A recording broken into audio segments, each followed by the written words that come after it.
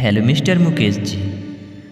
Good morning बाबू, कैसे हैं आप? मुकेश भाई, आपके चाहने वाले ने आपको याद किया है जी। कृपया करके उठ जाइए और एक दो बात कर लीजिए ना। Mister Mukesh, please pick up the call.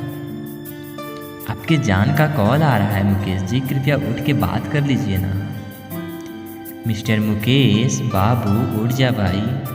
देख, तुम्हारे दोस्त कब से तेरा इंतज़ार कर रहे हैं बाहर स्कूल जाने के लिए।